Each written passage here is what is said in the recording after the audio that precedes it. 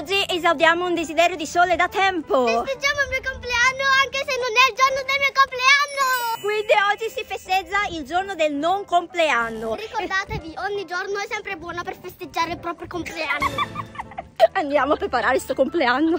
Sì! Perché cosa mi tocca fare per festeggiare il suo secondo compleanno? Mamma, se pensavi prima, mi nascevi in estate, Mi nascevi in estate. almeno facevo solo un compleanno. Effettivamente non ha tutti i torti.